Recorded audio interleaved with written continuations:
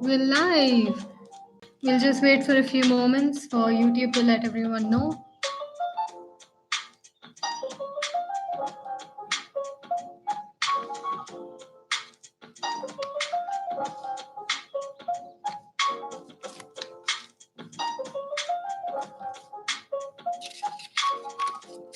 Hey, Rajalakshmi. How was your day? Hi, Samya.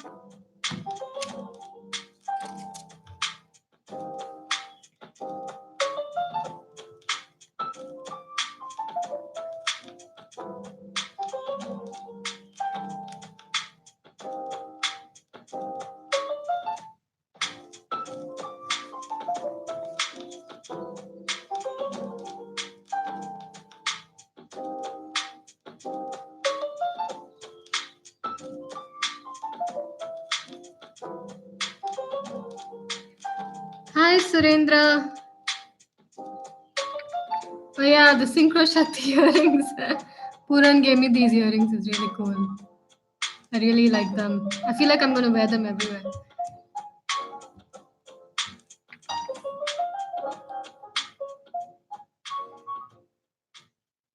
Hi, Chinky Karkar.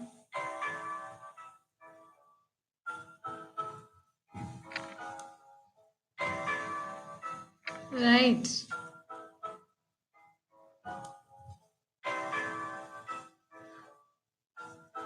Fantastic day today. I too had a fantastic day. So let's just wait a few moments for more people to show up.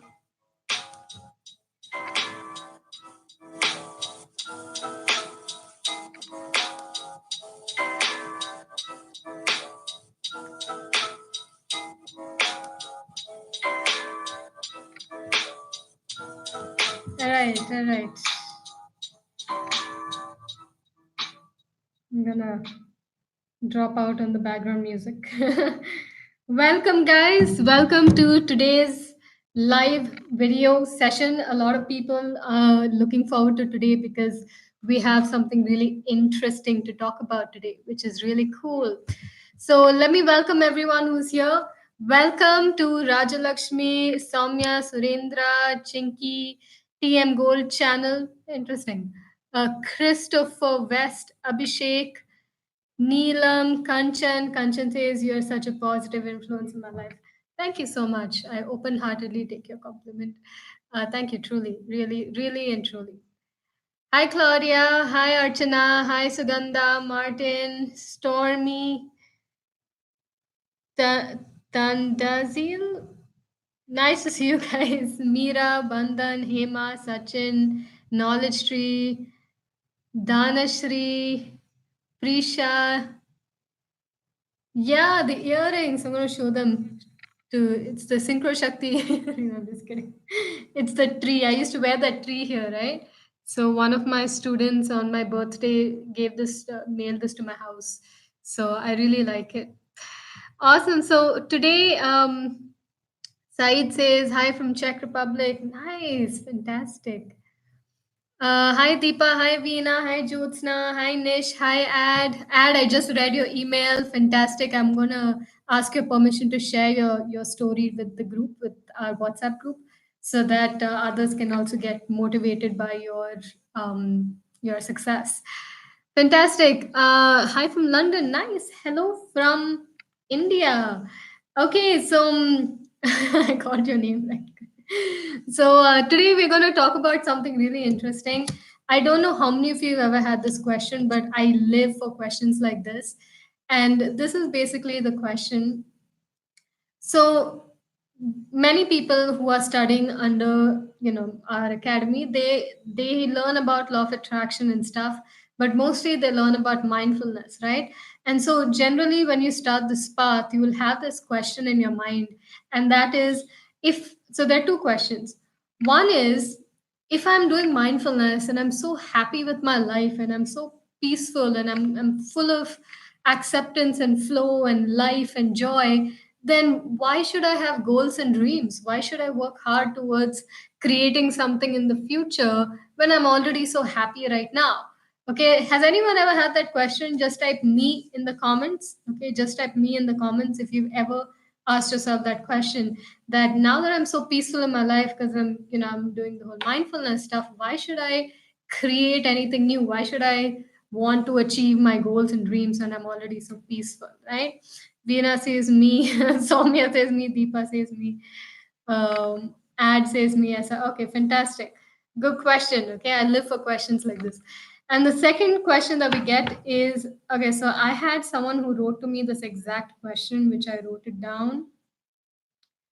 So this person asks, in The Stranger's Secret, which is an audio tape by Earl Nightingale, I stress that all my students listen to this tape every day. She says, in The Stranger's Secret, Earl stresses a lot about positive thinking and positive thoughts. He says that a man becomes what he thinks about the most. So if he thinks nothing, he becomes nothing.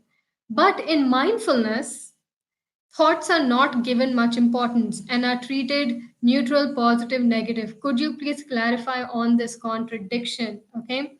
So a lot of people will when you get into studying mindfulness, you will ask yourself this question. Okay, so all the positive mental attitude books are telling us that man becomes what he thinks about the most, and if he doesn't consciously direct his thoughts, then he becomes nothing. And then in the spiritual circles, which is which is the field of enlightenment and stuff, they'll tell you man is not what he thinks about, but man is when you're without thought, you are who you actually are, who you are naturally, right?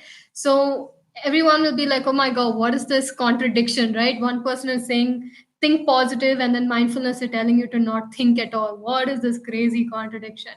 So this was my question just the day before after your Zoom meeting. Okay, fantastic. Good question. Okay, I love these kind of questions. So I'm going to answer this. So I have not thought of how I'm going to approach this answer, but I'm going to answer it as and when it comes. Okay.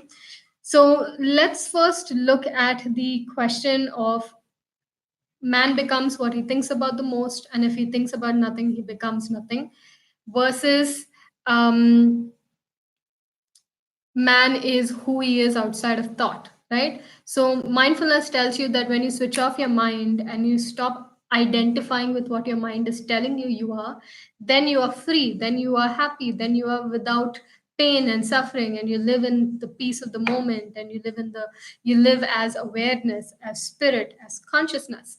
That's what mindfulness is telling you, which is true, 100% true. The positive mental attitude guys will tell you also that you become what you think about. If you think about nothing, you become nothing. That is also true. Both sides are true. Now, are they a contradiction? That is the question we are discussing today, right? It is not a contradiction, but it is an evolution of humanity. Okay, what does that mean? So, let's say if for those of us who believe or do not believe in the theory of evolution, it is a theory. In the theory of evolution, you have, let's say, primates. Let's say our previous form were monkeys, right? Still got monkeys in the world, still got humans in the world. Are we a contradiction or are we an evolution? Okay, so, same way, when it comes to positive mental attitude and then mindfulness, they're not contradictory teachings, they're just another evolution of human experience. For example, there are three stages to spirituality. Okay, there are three stages to spirituality. I think a lot of people talk about this. The first stage is the stage of victimhood. Okay, this is where a huge percentage of the population are living. Okay, victimhood, they believe that they're powerless, they are, I am at the receiving end of my fate, and da, da, da, and I'll just take whatever life throws at me and I'm a victim to life. So the first stage is victimhood. This is where a huge population of the world are, right?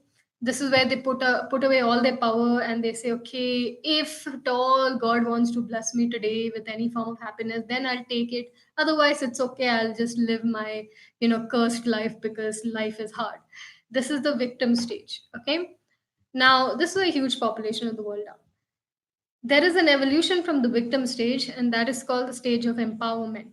Okay, the stage of empowerment is where you begin to experience this. greater truth that you can actually give conscious direction to your life, what you want to create, what you want to experience. You can actually reprogram who you want to be. You can change your victimhood programming into a programming of empowerment, and therefore your personality can become a more empowered personality. You can create using your thoughts. You can put a conscious direction to your life.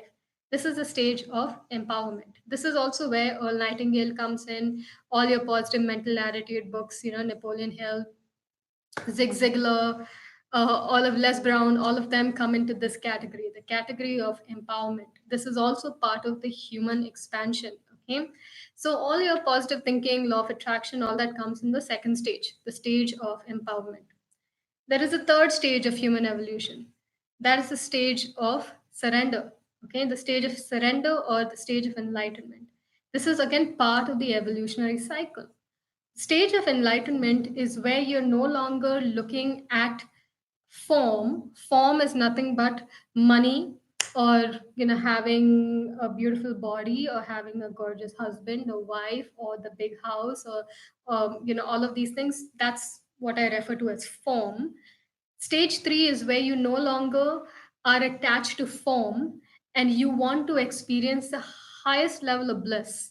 Highest level of bliss is the state of enlightenment. State of enlightenment is nothing but realizing that I am not my mind. How can I be my mind? My mind is all kinds of thoughts, positive, negative. I can change it today. I can change my memories. I can believe in something that may not even be true, and then I can start thinking that's the truth. So the mind is a very malleable thing. It's not solid. It's like anything and everything can be believed and broken and changed with the mind. So the mind is a tool, like a calculator, right? So the stage of enlightenment is to know that you are not the physical body. You're not, this is also the path of spirituality, right? To become one with spirit. You're not your body. No one says I'm my left hand or I'm my right leg. No one says that. Same way you can't say I am unlucky, I'm lucky. So the third stage of spirituality is where you go beyond identity itself, where you go beyond form, whether it's your physical form or your mental form known as identity. This is me, right? You go beyond all of that. When you go beyond it, you get into the highest level of bliss, which is nothing but oneness with the universe. Okay.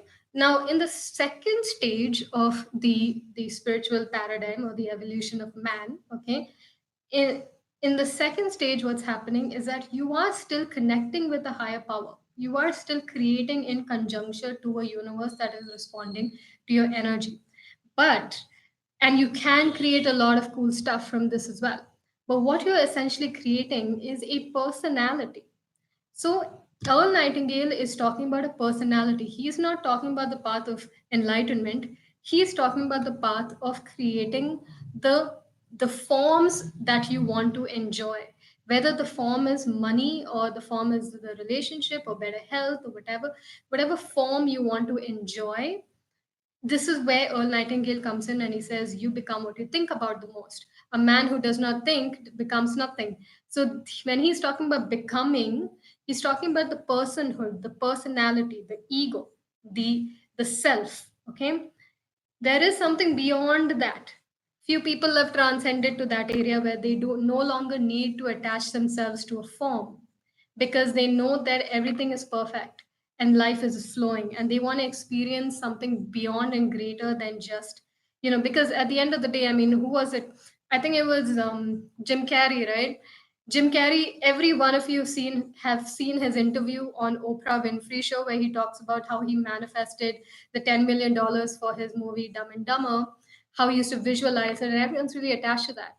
But he comes back 20 years later just to tell us that fame and money and all that doesn't make anyone happy. You have to experience that and then go beyond that. So there's a third level to evolution, and that is going beyond form, learning your true nature, your true essence.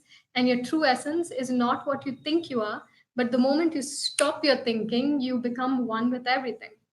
The separation that we have between us and the tree and the birds and the higher cosmos is just a separation here in between our ears, right? So essentially, there is no contradiction in the teachings. It's just that the teachings are is like the layers of a cake, right? You have a base layer, you have a middle layer, and you have like this final layer. So essentially, there are no contradiction of teachings. They just The mindfulness is like an evolution of human consciousness, moving from empowerment to surrender, moving from attachment to form to complete detachment from form and identity. Okay. Now, there are people like me who come onto the planet and come and teach you both, right? Now, I walk a path which is called as the middle path. The middle path is I'm neither teaching enlightenment, which is going beyond form, because although our courses we dive deep into that.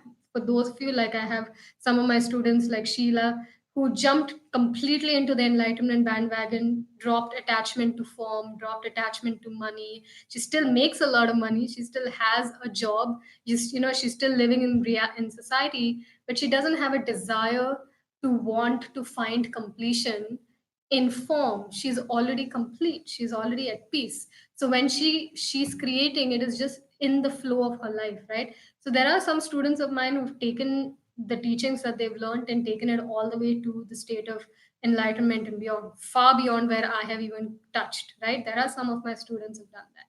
But the reason why I teach a balance of both creation as well as mindfulness, which is the art of being an observer, not the mind, but the observer to the mind, is because I am walking a path, and that's a path of balance, where you are in freedom at all levels. So even if you have a personality, which is your mind, the way you think, right? Man becomes what he thinks about the most. That is the personality we're talking about. That personality shouldn't drag you through the earth. Okay. So what we're essentially doing with the way I'm balancing the middle path is I am teaching students to create a personality of mind that is conducive to the life that they want to live. Okay. Because you can still live a fantastic life even without without putting a conscious direction to your life. All of that is completely possible if you're living mindfully, which means you're not judging, you're not resisting, you're not complaining, condemning, criticizing. You're not living in the past, you're not living in the future, you're living in the moment, which is just unfolding, because you're not making meaning out of anything. So there is no negative experiences, there is just experiences.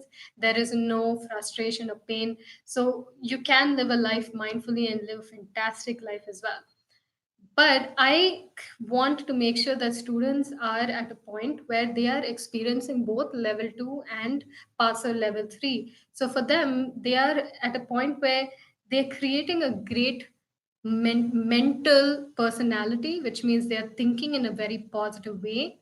And they're also releasing the negativity from their mind and from their emotional body and from their behavior. They're doing all of that, which is mindful, but they're also using positive mental attitude to direct their lives. So essentially, what I'm teaching is a combination of these two, because it helps you stay grounded while at the same time creating from your heart. So this brings me to the second question. The second question is, if we are already content with mindfulness, you're free of suffering and pain, what would motivate me to create that money, or create that house that I want, to create that relationship? Why would I be motivated to do anything when I'm so content in the present moment? So this is a question I've asked myself a lot. And this comes down to a couple of things. When you're creating from a place of ego, okay, which is the second phase, right? Empowerment, I'm going to get exactly what I want, which is not a good thing or a bad thing. It just is a part of a human evolutionary cycle, right? Going from victimhood to empowerment. When you're creating from ego, it comes from a place of lack, from a place of separatism, from a place of I'm small in the universe. I have to prove to my cousins or prove to my schoolmates how they were wrong, prove to my teachers how they were wrong. I need to do something to prove myself in the world. So essentially, when you're creating from that ego place of disconnection, from a place of low self-esteem, from a place of I'm not good enough and now I have to prove to the world that I'm good enough. And trust me, we've all done that, right? We're all in this have been in this constant pursuit of doing something great, because we believe that achievement gives us self-worth, which is like the greatest lie told to humanity, right? Especially in the Indian society, right? When you become a doctor, lawyer, you become more self-worthy than someone who's not a doctor. Your self-worth is not linked to achievement. Achieve There's so many people who are who achieved great things but are miserable as hell. Okay, so achievement doesn't achievement means nothing. You acting on what you want to create should not come from your ego so much as it should come from your heart, from your spirit. This is the only reason why I teach this whole creation process, law of attraction, and all the other laws of creation, is because when you come from your heart, and your heart means it is connected, it is centered to your higher self, it is connected to the entire cosmos around you. When you're creating from that place, you are sharing what is already given to you, your gifts. Every one of us has something unique that we can bring into the world. That came, it's like this. In a seed is the potential to create thousands of forests. Same way, in you is the potential to create a lot of beautiful things for the world and for your family and for all these things. If you're coming from your heart, even when you're doing mindfulness, and this is the kicker here, okay? Even when you're at peace today, you will still have something coming within you to create something, and you're creating from that peace. You're creating from that oneness. You're creating because it's an impulse from your heart. It's like 2 days ago, I did this interview with this guy called Sachin from Spoon of Consciousness, and he told me he asked me some question, and he said, "What makes you continue to do this work? And you've been doing it since forever. Like, what makes you continue?" And I said, "The truth is, even if I stopped doing everything, somehow it's going to come back because it's coming from here. Like logically, it makes no sense, right? It's easier to get like a salaried job. It's easier to not be on the spotlight and not be around hate commenters and all of these things. It's easier to not get out there and do these risky things than actually doing them. But even if I stopped, it just comes back. It'll always come back. It's part of my heart's expression. It's part of my soul's expression. It's part of my spirit's expression. So for me, when I want to create something, it comes from the joy of life. It's not coming from my ego that says I want to prove something to someone else. It comes from the fact that I genuinely find joy in expression. I genuinely find joy. It's coming naturally. I'm not forcing it. You see, I find joy in creating music for people. I find joy in performing music. I find joy in traveling to beautiful places, right? So therefore, when you're creating money, you're not creating it from an ego place of, hey, look at how much money I have, which is where a lot of people have that, money and ego is kind of linked for them. But when you come to the heart, the money becomes an energy of exchange where you're exchanging it for the joy of life extended into experiences like traveling, like, okay, I'm seeing this Mozart chocolate thing here. Okay, Austria. This when I went to Austria, I was there a month or 2 months ago, and I was just hiking up. I was by myself. I was hiking up this mountain trail, and as I was hiking up, I saw the majestic alpine mountains, around me. And in that moment, I felt so blessed for the fact that I have the finances to be able to afford an experience like that. So therefore, it again, it's a heart experience. It's something, you have one life on the planet. Do what your heart is inclined to do. Like they say, imagine that you died yesterday, right? And then you were given a second chance at life today. What would you do? That is your heart's expression. Okay, because when death is approaching, your ego dies anyway, because you have 2 days to live. Your ego is like, okay, I give up. Okay, what would I love to do in these 2 days to feel the most alive? And that would be your spirit's calling. So even when you're content, the best thing is creation. For all the most beautiful things in our world, that creation has not come from people's egos. It's come from people's spirits. Again, right? Mozart. You look at Mozart symphony, Bach, artists, all of these people, when they came in and brought in their genius to the world, that genius was inbuilt in them. It was, the seed was already there. It was their heart's passion. And they were all in a thoughtless state when they were creating, right? They call it the zone, right?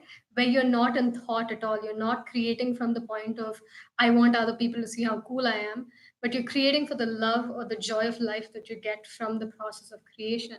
So if you feel the joy of life by putting your kids to a place that makes them happy, and you find the joy of life in being of service to others, or you find the joy of life, I mean, it's like you're sharing your joy with the world.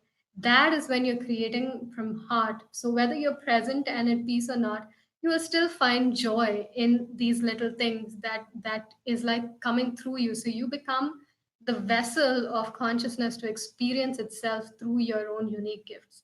So essentially, to answer the question, if I'm at peace, then what motivates me to create is you will no longer feel a need to create from lack, disconnection, scarcity, frustration, but you will feel a deep joy that is emanating from you anyway, and you find that joy exponentially increases when you're sharing it with other people through your gifts, whether the gift is of music, whether the gift is of teaching, whether the gift is of traveling around the world, whether the gift is of art, whatever is your personal seed that was given to you as a gift. You know how Les Brown says that I believe your dreams are given to you for a reason, and that nothing would be given to you without also having the potential to fulfill it, right? It's the same thing. It's like within the seed of the tree is the coding and the potential for it to grow from a tiny seed to a giant tree. That is a natural process. That's not ego based, that is nature. Same with us. As part of nature, we also have a seed that is going to grow through us into the world. And is the world going to change because of that? Hell no. I mean, I don't believe if my life is going to have much of an impact in the world, but I know that the life that I had while I was alive, that gave me joy and that allowed me to. So it's something that comes naturally to you, and that's where creation comes from, a place of sharing your sense of joy, whether it comes through anything. Like a lot of my students, when they start getting into a state of contentment with mindfulness, they start painting more, they start sharing their work more, they start helping people more, because it's a sharing from a place of heart. And so their creation comes as an extension of the joy of life. You want to create a new house? Fantastic. Create that, because it gives you joy to have a house of your own that overlooks a beautiful lake. That's a part of your joy of life. It's not from a place of scarcity, and it's not from a place of ego where you have to prove something to somebody, but you're just sharing the joy of life. A good question is to ask yourself,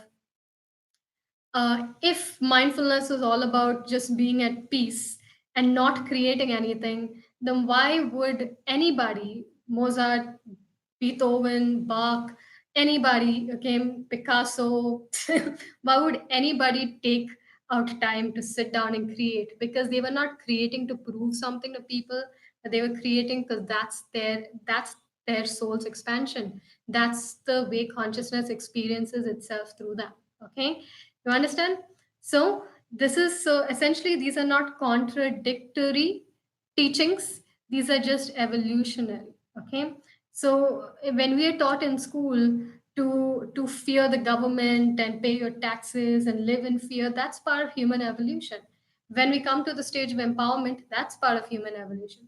When we come to the stage of surrender and enlightenment, that's also part of human evolution. But staying in the state of surrender, at least where I am walking, is the path of, the middle path, where you have both the mind as well as spirit, as well as physical body, as well as emotions aligned to your heart's purpose, right?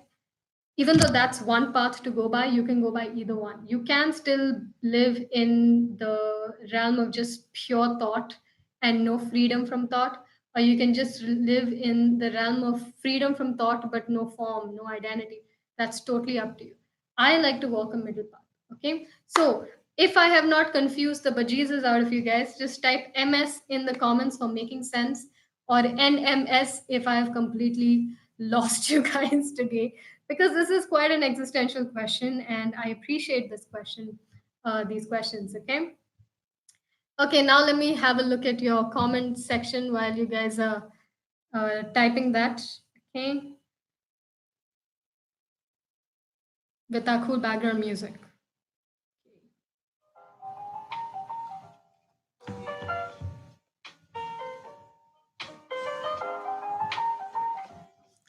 Yay. Thanks, Juhi.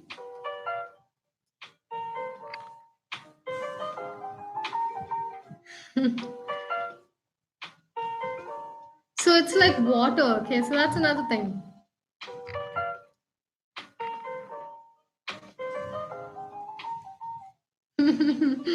So it's like water, okay? You know how, so many of you guys know that one of my favorite people is Bruce Lee, and Bruce Lee keeps saying to everyone, be like water, be like water, be like water. Water has no form, right? But it takes the form of whatever you put it in. It's like water has now taken the form of this bottle, right?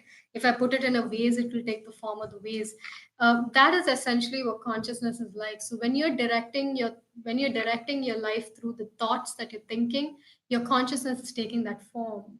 So, but if you are not attached to form, then you're in the formless. So essentially, you have the best of both worlds if you're walking a middle path. Eventually, even myself, I'm extremely interested to experience all that I would like to create, and then renunciation. This, all of you know, my future plans are renunciation, because I want to experience the fullness of life, both paths, right? So essentially, they're not separate teachings; they're just evolutionary. Okay. All right. Let's see. Are you single? I don't know. What do you think? Okay. Um. Nice. Nice to see you guys. Gwendolyn, Mansi, Kundan, Angela. Fantastic.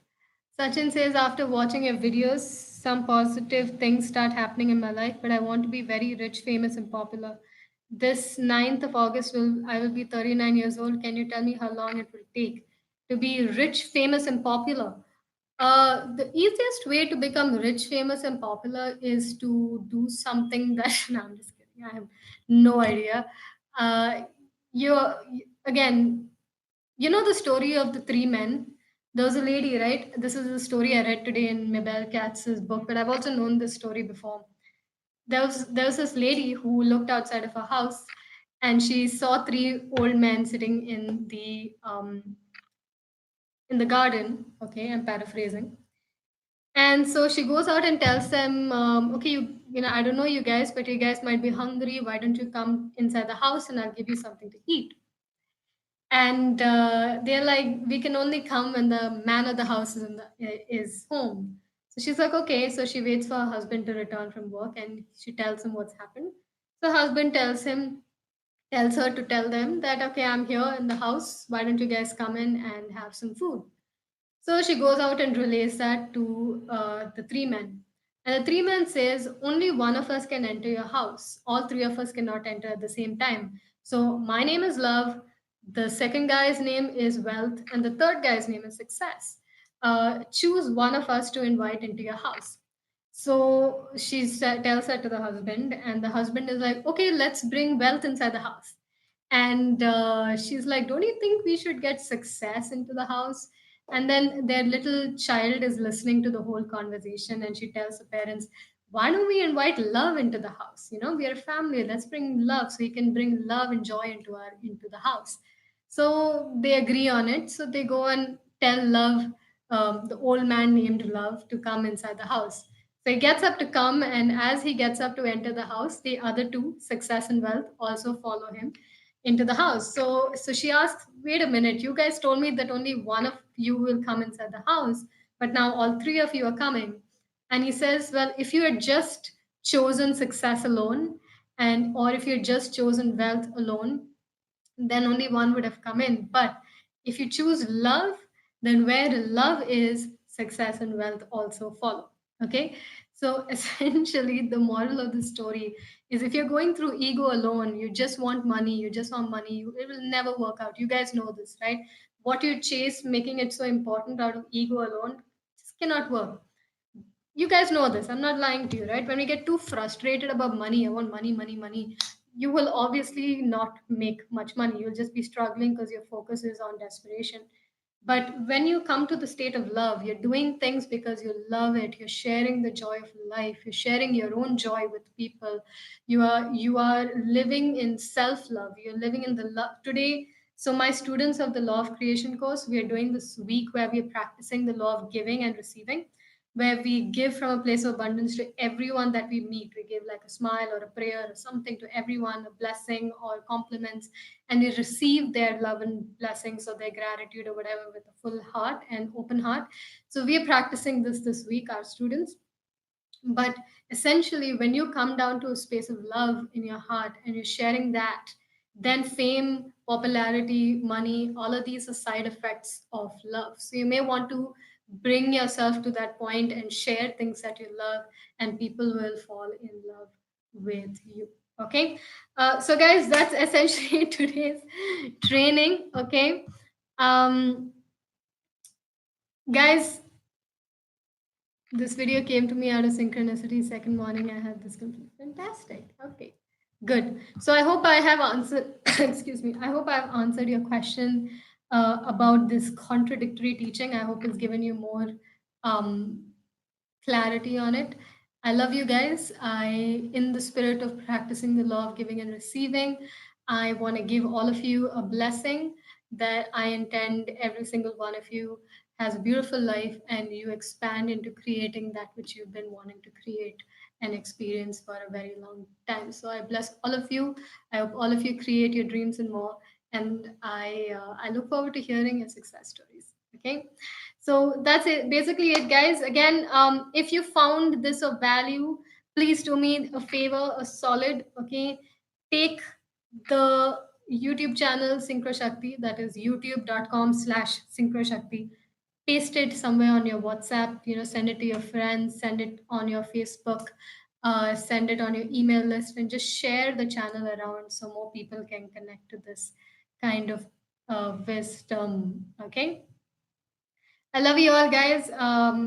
Thank you so much, and I will see you guys again next week. So, what are the live timings?